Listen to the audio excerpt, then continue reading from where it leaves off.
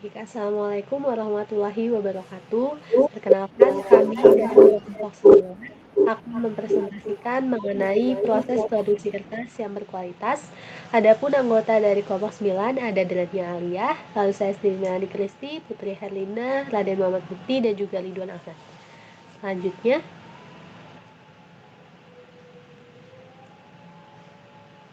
adapun pembahasan pada presentasi ini, yang pertama yaitu pendahuluan yang berisi latar belakang, tujuan, dan pengeluaran. Lalu ada dasar teori yang membahas mengenai kertas, kualitas kertas, dan juga biaya film. Lalu ada metode penelitian yang berisi menganalisis permasalahan prioritas mitra, jenis dan sumber data, metode pengumpulan data, metode analisis data, dan juga metode alternatif. Selanjutnya untuk bab 1 akan dibahas oleh Putri Herlina.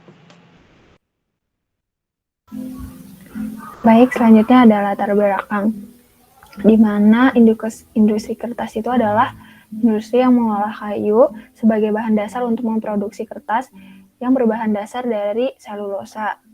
Nah, kertas ini merupakan hal yang tidak dapat terpisahkan dari kehidupan manusia karena kertas digunakan untuk menulis, mencetak, membungkus, dan serta menyebarkan informasi dan pengetahuan.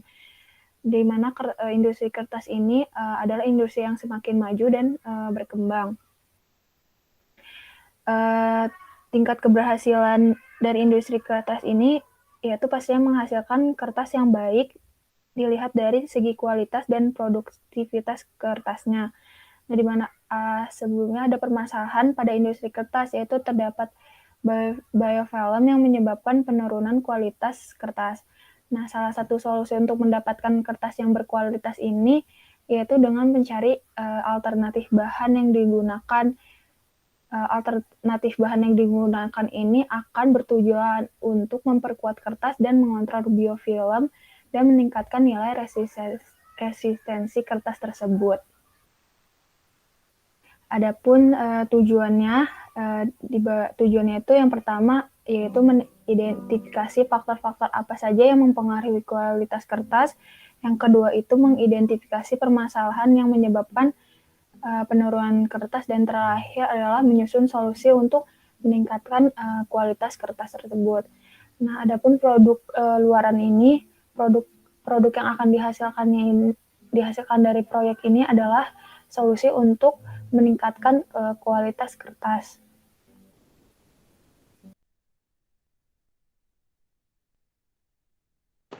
Baik, selanjutnya untuk dasar teori, pertama ada pengertian dari kertas. Menurut Tarigani Kakatan 4 tahun, kertas adalah bahan yang tipis dan rata yang berasal dari pulp. Untuk bahan baku pulp sendiri itu adalah selulosa menurut Bahri pada tahun 2015. Selanjutnya, kualitas kertas. Untuk menghasilkan kertas yang berkualitas diperlukan kadar selulosa yang tinggi menurut Karp 1985.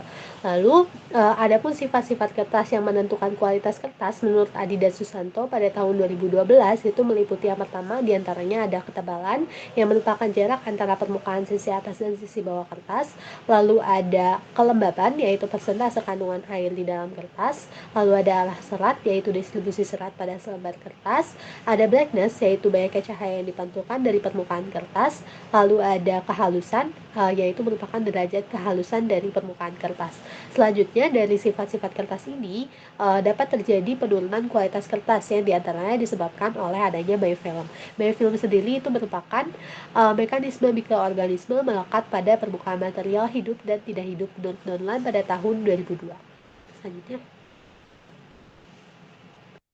Ya, kemudian ada faktor pengaruh kualitas kertas, yaitu dari efek nilai pH, yaitu keasaman dan alkalinitas kualitas cetak dapat mempengaruhi pH air, dan ketika kertas terlalu pH kertas terlalu tinggi, maka alkalinitas terlalu kuat, maka turunnya kualitas kertasnya juga. Nah, kemudian ada kualitas bahan cetakan. Nah, bahan cetakan ini sangat mempengaruhi karena dapat menyebabkan ketidakrataan lapisan selama proses pelapisan pada pembuatan kertas. Nah, terutama keseragaman lapisan selama proses pelapisan bisa memiliki kolerasi besar dengan keseragaman kertas yang dasar.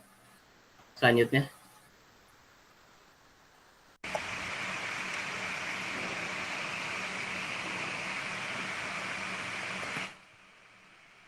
Baik, selanjutnya ada metode penelitian di mana ini merupakan metode atau langkah yang akan kami lakukan ke depannya itu yang pertama, menganalisis permasalahan mitra atau perusahaannya itu terlebih dahulu.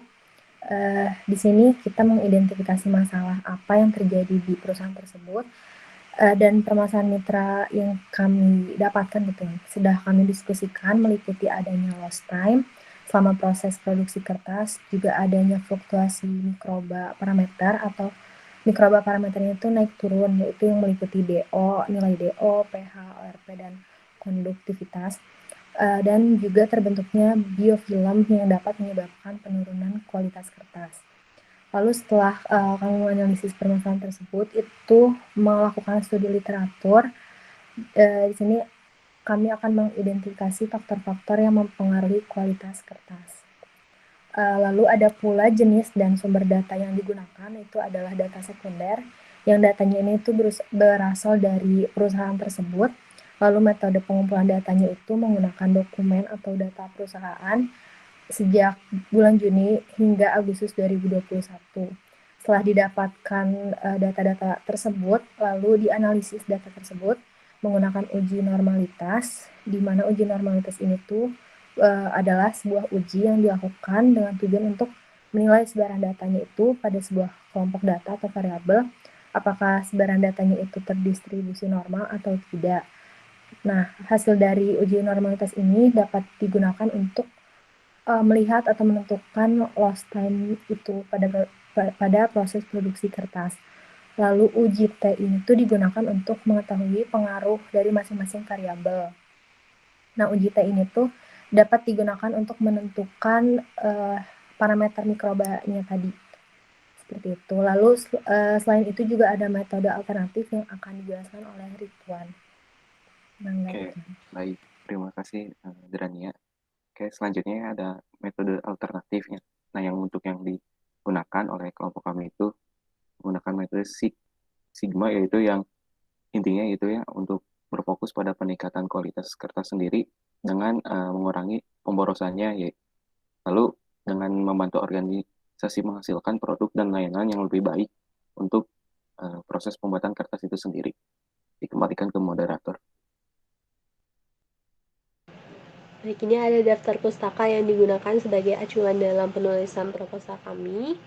Mungkin sekian presentasi dari kami, lebih dan kurangnya mohon maaf. Terima kasih atas perhatiannya. Wassalamualaikum warahmatullahi wabarakatuh.